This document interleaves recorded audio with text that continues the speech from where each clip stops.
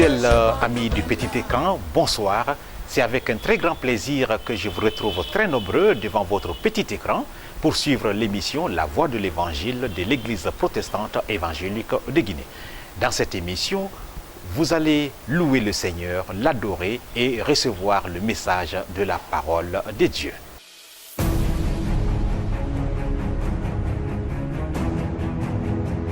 On se retrouve encore pour écouter le message de la parole de Dieu, des cantiques chantés par la chorale de Zérekouré, mais aussi des interviews réalisées par nos techniciens sur le sujet de la paix. Pour le moment, je vous invite à suivre la chorale de l'église protestante évangélique de Dorota, Zérekouré, qui nous chante un cantique de paix.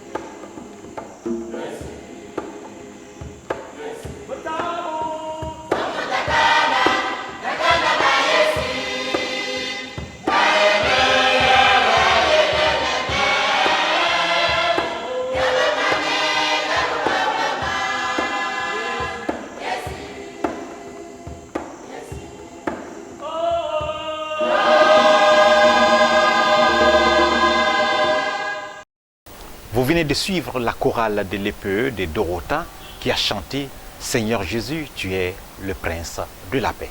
À présent, je vous invite à suivre le message de la parole de Dieu qui vous sera donné par le révérend pasteur Gédéon Grovogui, président du CEN. Le thème « Soyez en paix envers tout le monde ». Suivez.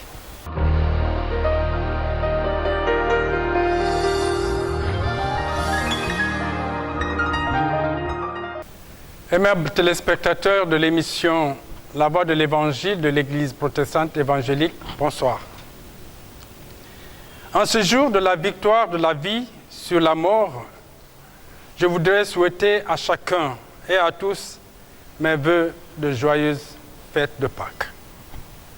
Puisse Dieu réjouir lui-même vos cœurs et égayer de sa joie ces tristes heures que vit l'humanité à cause de la pandémie du coronavirus. En ce dimanche pascal, mon propos est bâti sur une autre victoire, non moins importante, de la vie sur la mort. En effet, Pâques est un message de paix qui résonne aujourd'hui pour consoler l'humanité meurtrie. Pâques est une invitation à nous tourner vers l'essentiel, dans l'espérance joyeuse de la vérité et du pardon sur la trahison, de l'amour sur la haine, de la vie sur la mort. Le message que je vais vous livrer ce soir, j'ai intitulé « Être en paix avec tous ». Permettez-moi de faire la lecture de Romains chapitre 12, les versets 14 à 21. Souhaitez du bien à ceux qui vous font souffrir. Souhaitez du bien et non du mal. Soyez dans la joie avec ceux qui sont dans la joie. Pleurez avec ceux qui pleurent. Soyez bien d'accord entre vous. Ne cherchez pas de grandes choses, mais laissez-vous attirer par ce qui est simple. Ne vous prenez pas pour des sages. Ne rendez à personne le mal pour le mal. Cherchez à faire le bien devant tous, autant que cela est possible. Si cela ne dépend que de vous, vivez en paix avec tous. Amis très chers, ne vous vengez pas vous-même, mais laissez la colère de Dieu agir. En effet, dans les Saintes Écritures, le Seigneur déclare « À moi la vengeance. C'est moi qui donnerai à chacun ce qu'il mérite. » Il dit aussi « Si ton ennemi a faim, donne-lui à manger. S'il a soif, donne-lui à boire. Alors, si tu fais cela, c'est comme si tu mettais des charbons brûlants sur sa tête. Ne te laisse pas vaincre par le mal, mais sois vainqueur du mal par le bien.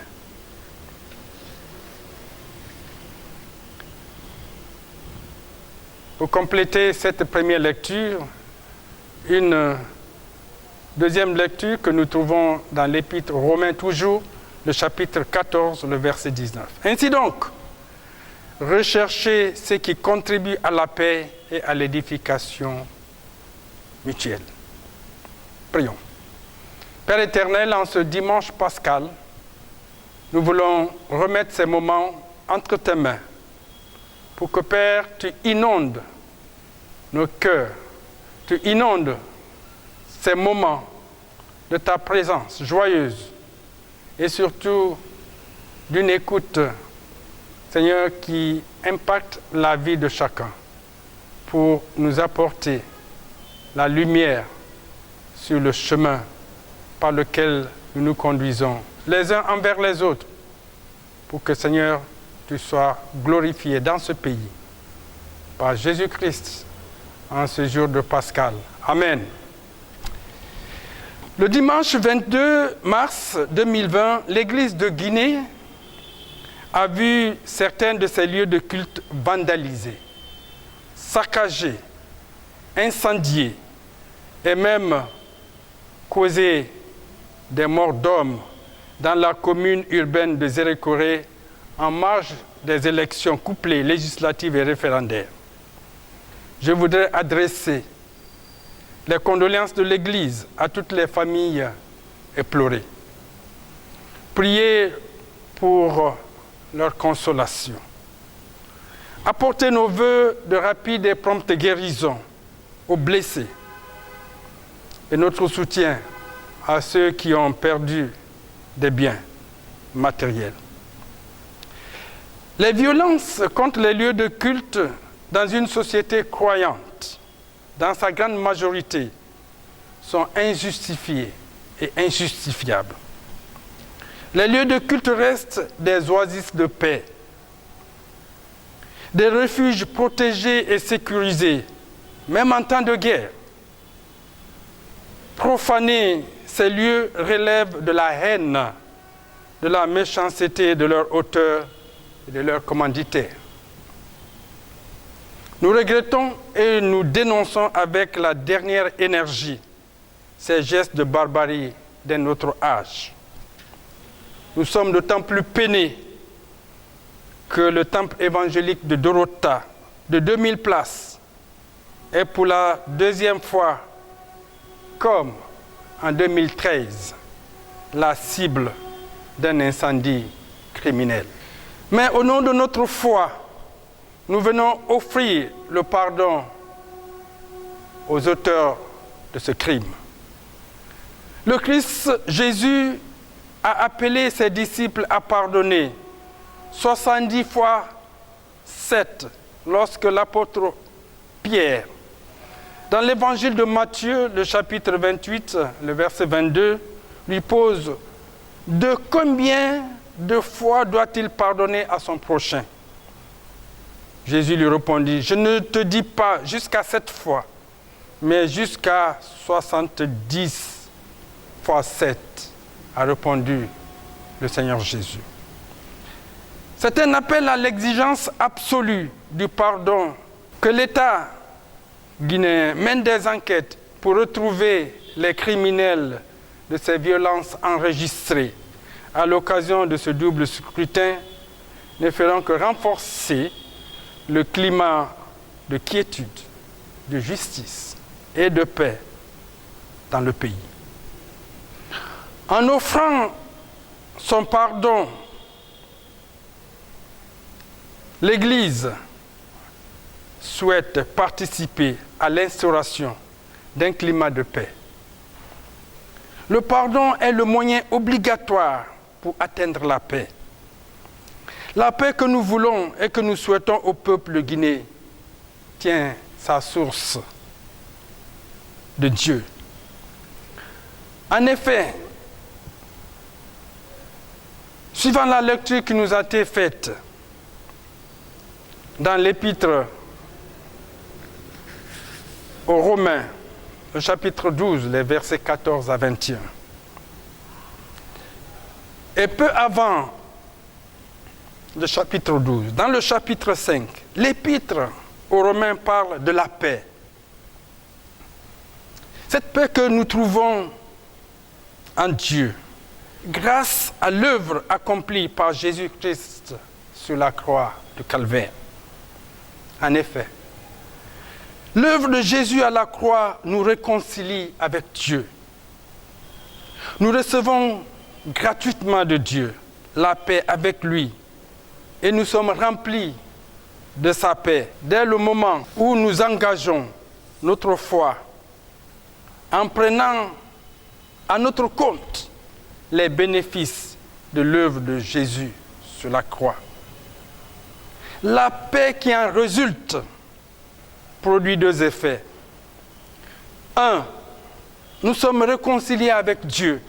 Deux, nous sommes réconciliés avec nous-mêmes.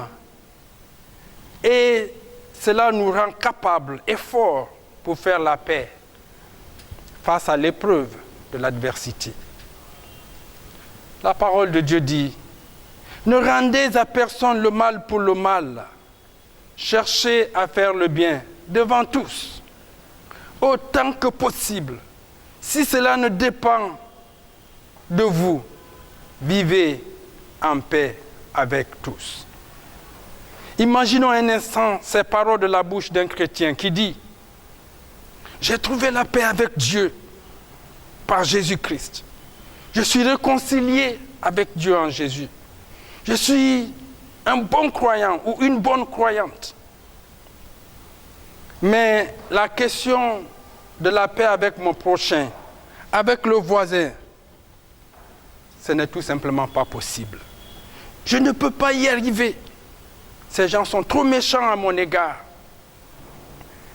Une personne qui se dit chrétienne, avec ce genre de raisonnement, ou avec cette conception de la paix, avec son entourage, a un gros problème avec le message de la Bible, avec la pratique de la foi chrétienne. Tout le développement que l'apôtre Paul fait de la question de la paix dans le chapitre 5 de l'Épître aux Romains était jusque-là de manière théorique, c'est-à-dire de façon abstraite. Mais à partir d'ici, ça devient plus explicite, plus pratique, avec des exhortations pratiques. Le texte que nous avons lu, je tire de là 3 leçons qui sont être en paix avec tous, qui devient un impératif incontournable. Être en paix avec tous, qui est un combat de tous les jours et de toutes les circonstances. Être en paix avec tous, qui est une nécessité à agir. Revoyons ces 3 leçons. Être en paix avec tous, dans ce texte, est un impératif incontournable. En effet, Paul dit, autant que possible, si cela ne dépend que de vous, vivez en paix avec tous.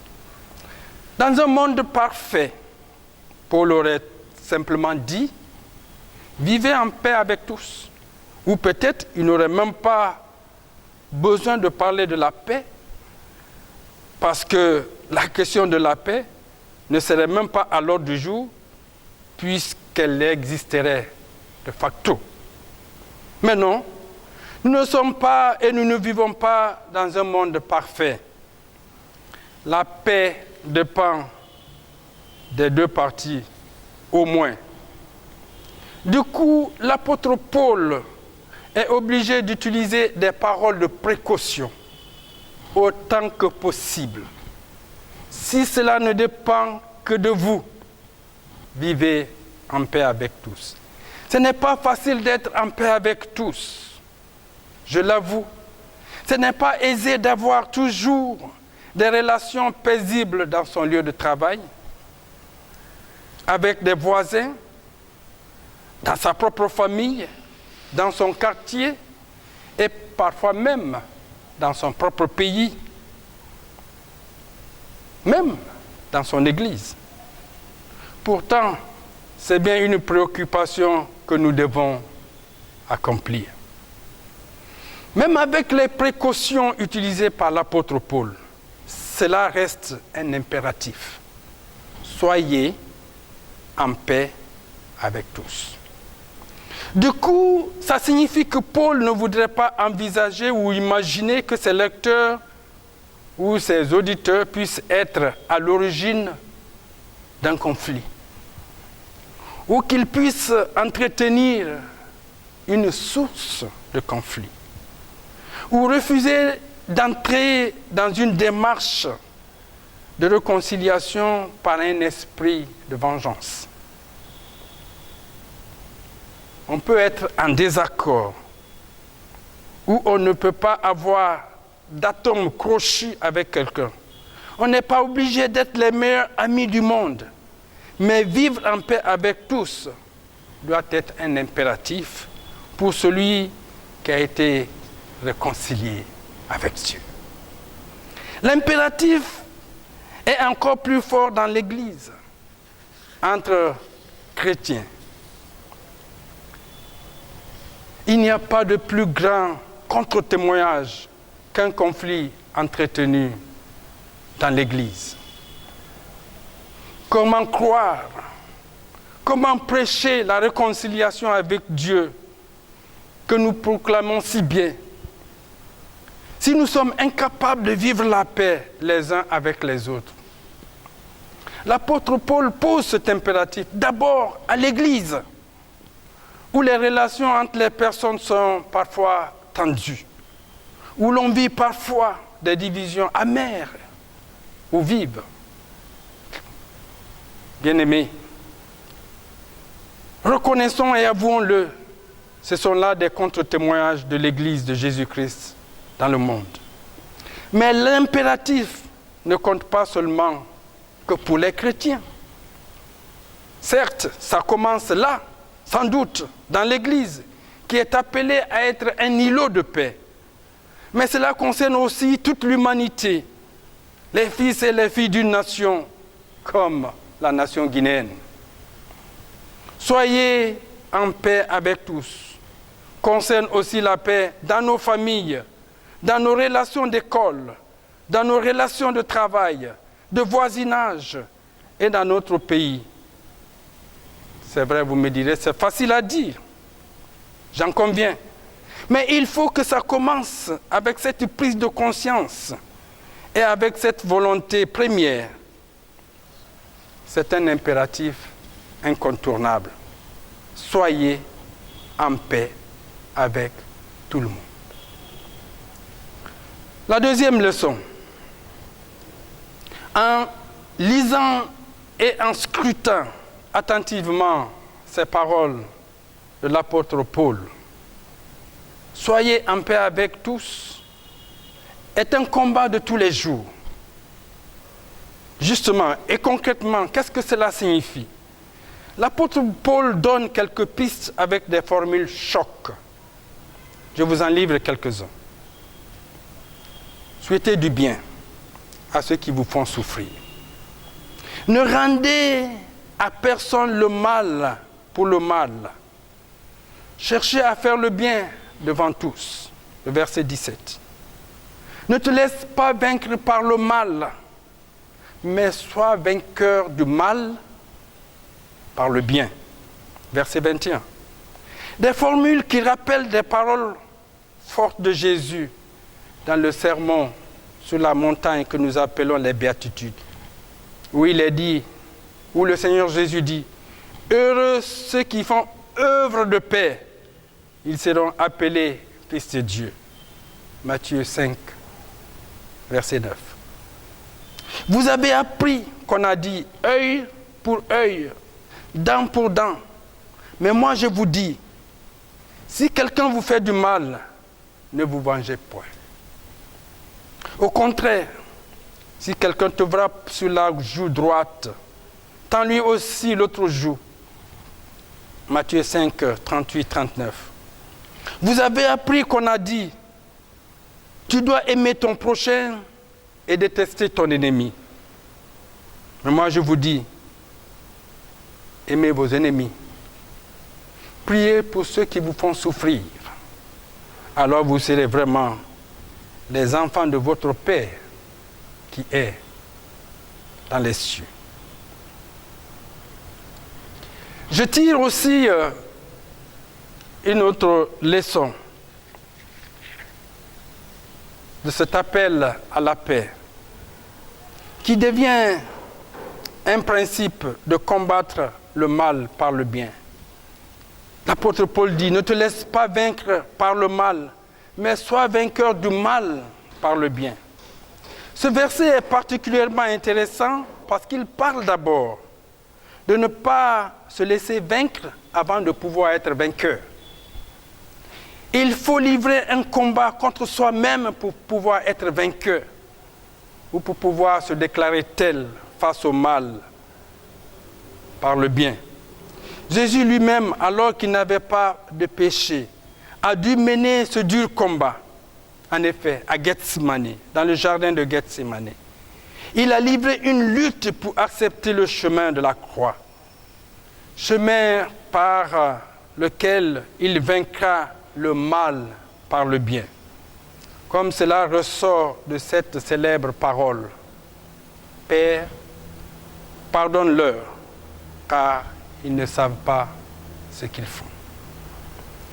Si Jésus, le Fils de Dieu, fait homme sans péché, a dû livrer ce combat intérieur, alors combien à plus forte raison, nous, qui devrons lutter sans cesse avec le mal, tapis au fond de notre cœur, devrons-nous lutter ou mener le même combat. Le combat contre le mal commence à l'intérieur de chacun de nous. Si on ne réagit pas, si on laisse libre cours à ces réflexes naturels, on n'y arrivera pas. On se laisse vaincre plutôt par le mal, céder à la vengeance. C'est se laisser vaincre par le mal. Entretenir un conflit, c'est se laisser vaincre par le mal. Refuser d'accorder le pardon, c'est se laisser vaincre par le mal. La vengeance et le refus du pardon sont contraires à l'esprit et au message et à la pratique de notre foi chrétienne. L'esprit, le message et la pratique évangélique nous ordonnent le bien qui l'emporte sur le mal, l'amour qui l'emporte sur la haine, le pardon sur la vengeance, la bénédiction sur la malédiction. Et enfin, la troisième leçon que je tire de ma lecture de ce passage, soyez en paix avec tous. Cette troisième leçon est la nécessité d'agir. En tout cas, pour moi, une chose est sûre, ce principe d'être en paix est une nécessité qui nous pousse à agir. En effet, le verset 17 l'exprime très bien. Il dit, ne rendez à personne le mal pour le mal, cherchez à faire le bien devant tous. Le verset 17. Il ne s'agit pas simplement ou tout simplement de s'abstenir de rendre le mal pour le mal, mais la parole de Dieu dit de chercher à faire le bien. Être en paix avec tous les hommes, ce n'est pas chercher à être le plus discret possible, loin des sources de conflit ou de violence, pour ne pas avoir de problème avec qui que ce soit. Être en paix avec tous les hommes, frères et sœurs bien-aimés, amis téléspectateurs de la voix de l'Évangile de l'Église protestante évangélique de Guinée. Être en paix avec tout le monde, c'est travailler activement à la paix, au pardon et à la réconciliation. Toujours chercher à faire le bien. Et le faire publiquement. La parole de Dieu nous dit, cherchez à faire le bien devant tous. L'auteur insiste et précise bien, devant tous, c'est-à-dire de manière publique. Il s'agit de poser des gestes, des paroles de paix. Il s'agit d'oser prendre l'initiative d'une réconciliation, aller à la rencontre de celui qui est oublié, rejeté, poser des gestes de fraternité, d'accueil, à l'image de Jésus, qui allait à la rencontre de tous, même si cela lui a été reproché parfois. Chers auditeurs et auditrices de l'émission La Voix de l'Évangile de l'Église protestante évangélique de Guinée, vous qui suivez ce soir cette émission, je voulais vous demander, où sont passées vos paroles de paix? Où sont passées vos paroles de pardon? Où sont passées vos paroles d'ouverture d'esprit? Où sont passées vos paroles d'accueil qui répondent aux paroles de colère, de violence, de haine, qui fleurissent et qui prospèrent à longueur de journée, notamment sur les réseaux sociaux? Je suis attristé de voir sur les comptes, même de certains chrétiens, ce genre de langage de haine, de mépris et d'appel à la violence. Des paroles qui jettent de l'huile sur le feu, qui alimentent les peurs et les ressentiments, qui cèdent à l'amalgame.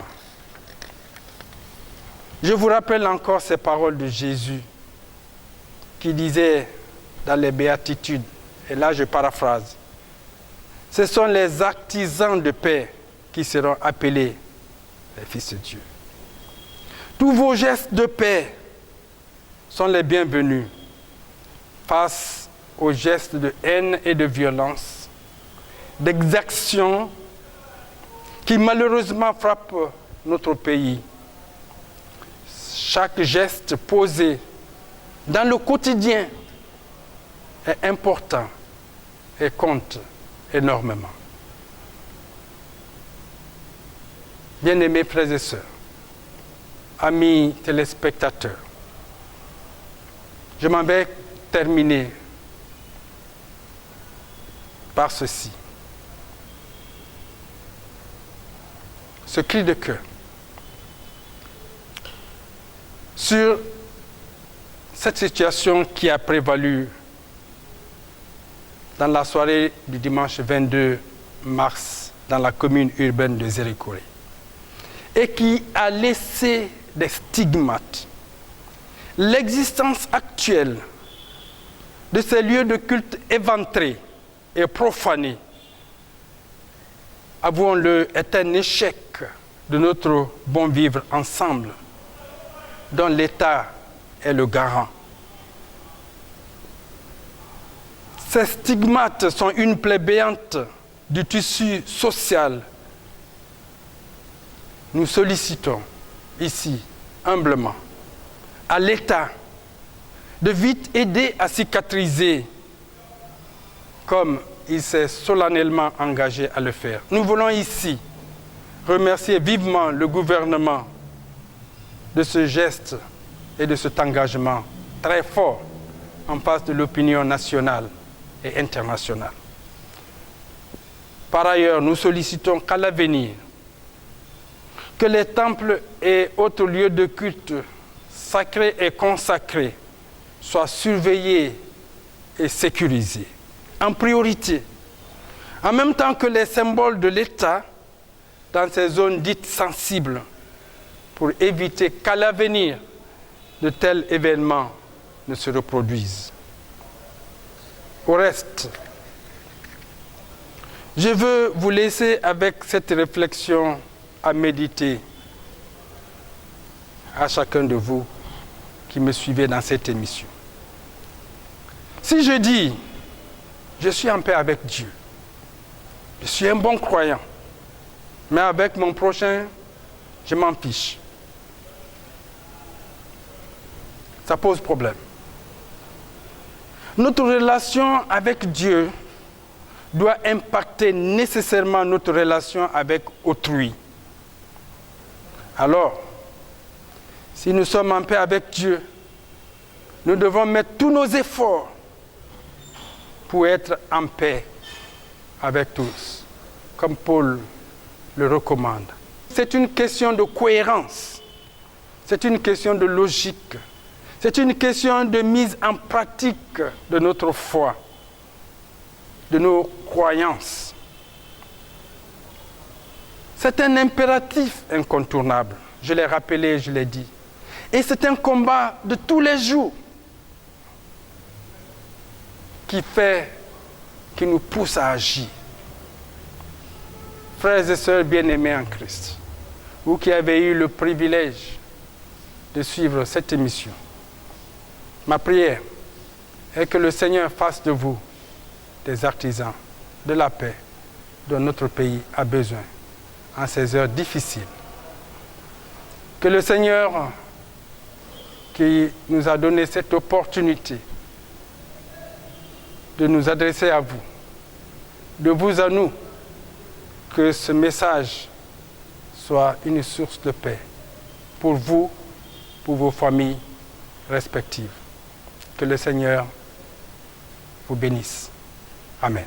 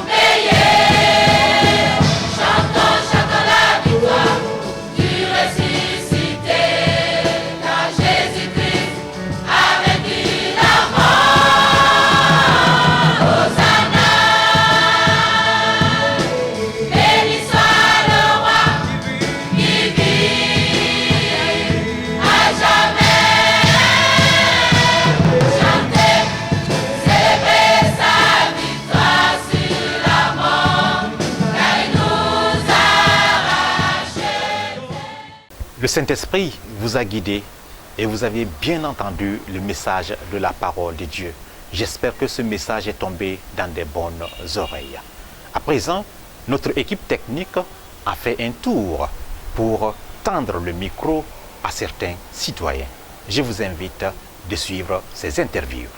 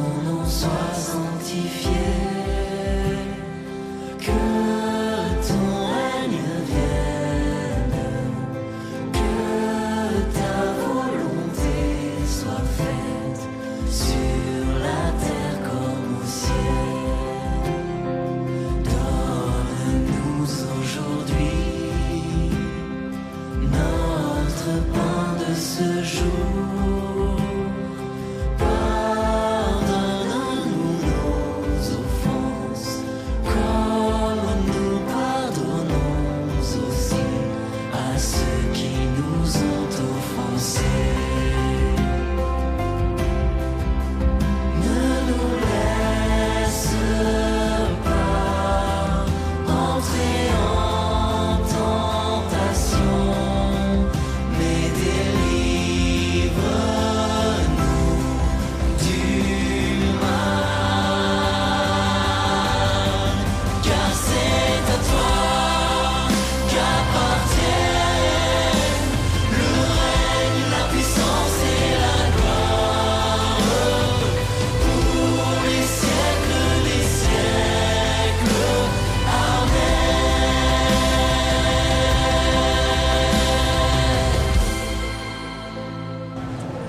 vous le constatez déjà, nous sommes sur le terrain, ici à Dorota, dans la cour qui abrite l'église protestante évangélique de Guinée qui a été incendiée il y a de cela quelques jours. Le comité exécutif national a mandaté le vice-président et le secrétaire chargé aux affaires sociales. Nous sommes là pour partager ce message de paix, ce message biblique à l'endroit de tous les fidèles chrétiens que notre Dieu est un Dieu qui nous recommande de ne pas se venger. C'est à lui la vengeance, c'est à lui la rétribution. Suivez avec moi l'intervention du président préfectoral de l'église protestante évangélique de Zérékoré, le pasteur Emmanuel Grovogui, qui a un message à l'endroit de tous les fidèles chrétiens pendant ce moment d'angoisse. Et ensuite suivra l'intervention du révérend pasteur Lucien Kourouma. Et enfin, vous allez aussi écouter le révérend pasteur Jean Faya Milimono. Que Dieu vous bénisse. Je suis ici pour parler un peu des événements qui ont touché ce temple que vous voyez déjà descendu, le toit descendu. C'est vrai, c'est le 22 où effectivement c'était le jour des élections. Et voilà, vers 16h, 17h, 17h, 18h par exemple, où on a entendu des cris par-ci, par-là, en provenance d'un quartier qu'on appelle Belleville. Nous sommes venus sur le terrain pour constater les faits. Et quand nous sommes venus, on a trouvé le temple dans l'état que vous voyez maintenant, dans les images. Donc c'est comme ça qu'on a perdu ce grand temple. Ce temple est le plus grand temple de la préfecture. Et c'est là, c'est là aussi notre siège. Pour un choc ainsi, une perte matérielle comme ça, c'est choquant. C'est difficile de gérer.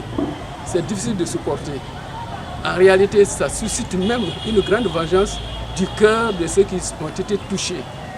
Nous avons été touchés, il faut dire vrai, mais notre Seigneur est le Seigneur qui nous a laissé son esprit qui est le consolateur.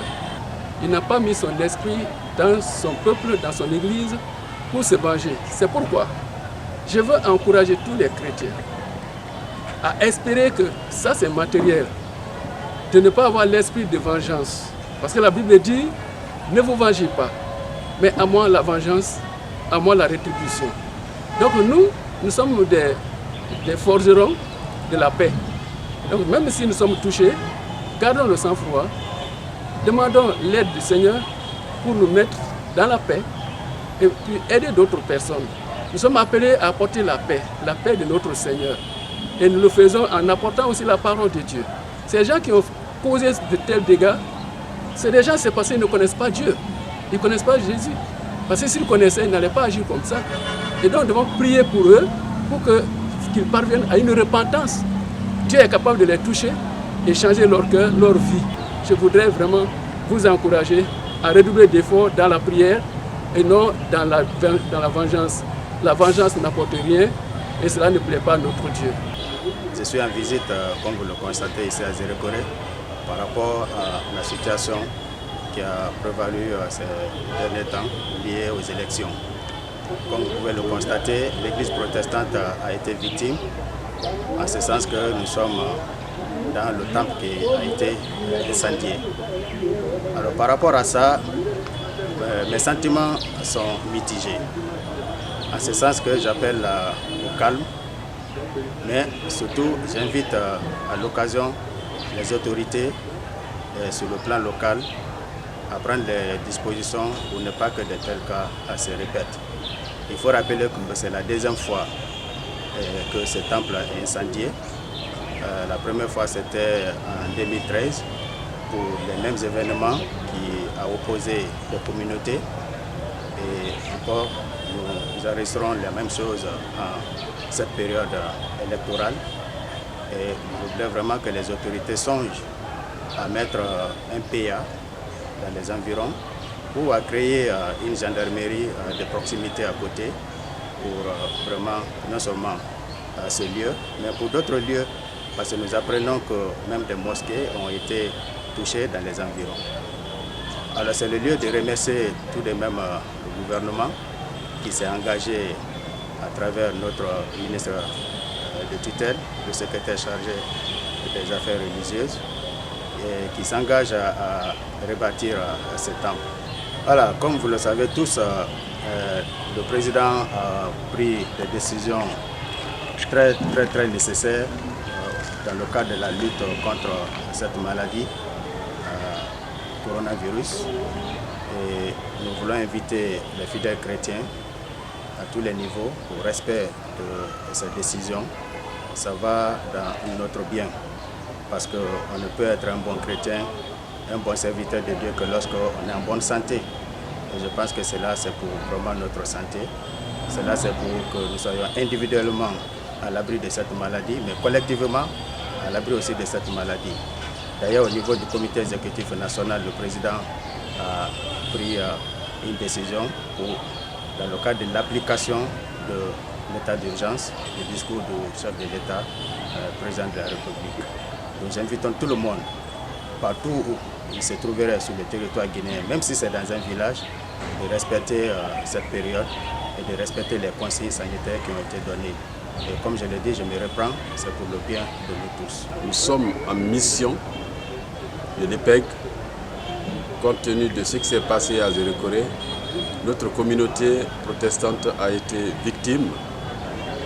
Les infrastructures ont été calcinées, donc nous ne pouvons pas rester sans venir voir tout d'abord nos communautés à la base pour les encourager, assister à leur douleur, leur apporter notre soutien moral pour voir comment nous pouvons un jour reprendre ce que nous avons perdu par la grâce de Dieu.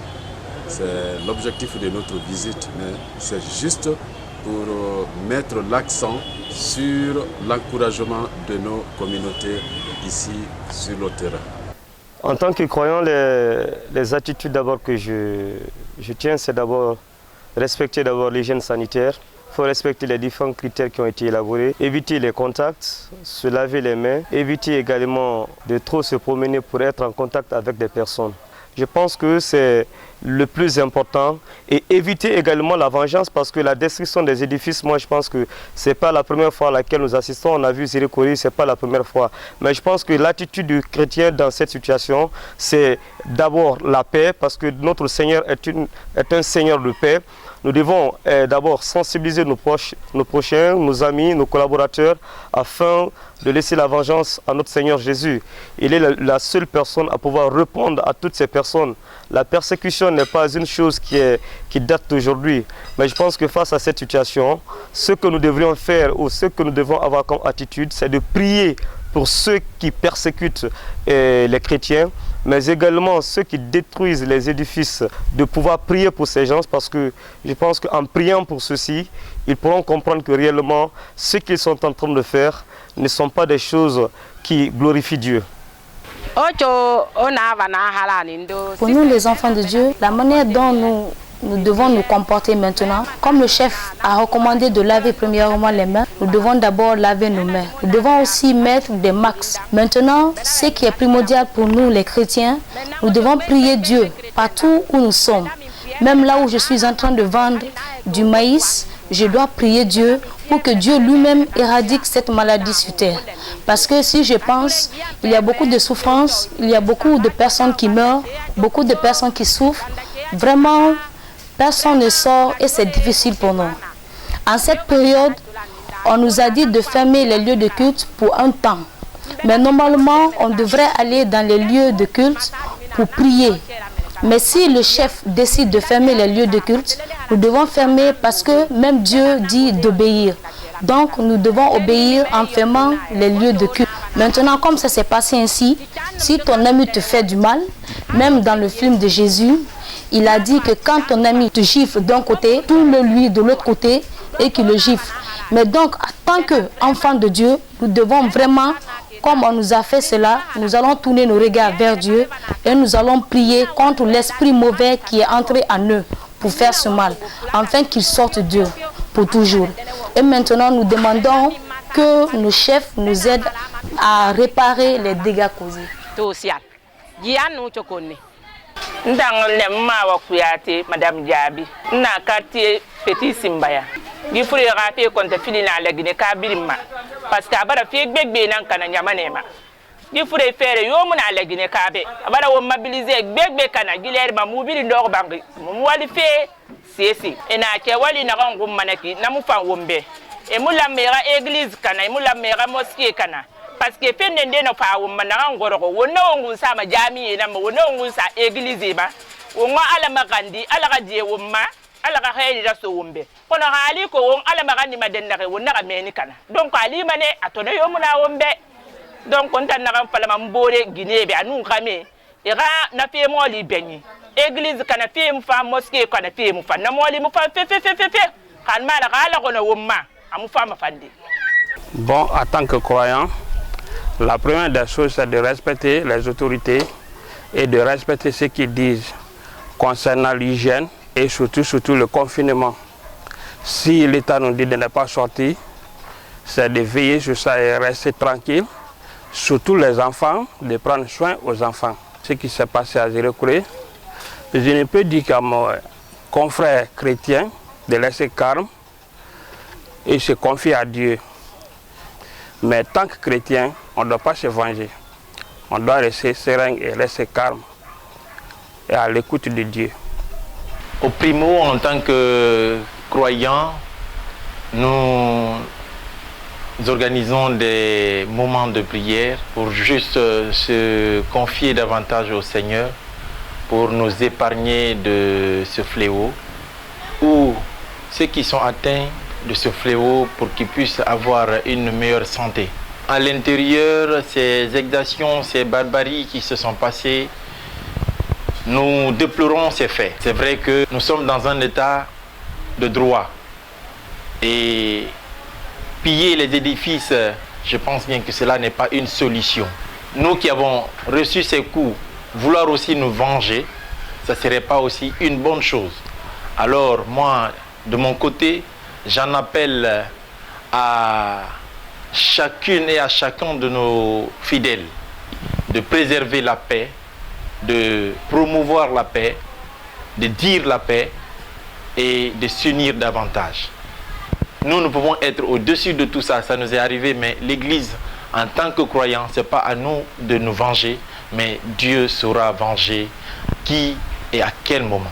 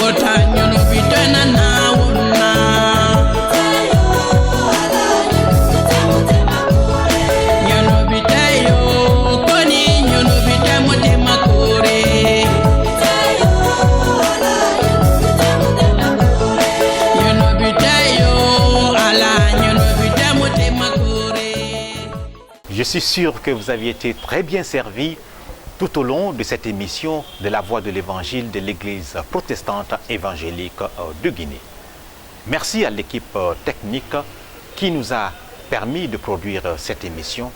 Que la grâce de Dieu vous accompagne et que sa paix soit avec vous en ces moments de crise sanitaire que notre pays traverse. Soyez en paix au nom de Jésus-Christ. Que Dieu vous bénisse.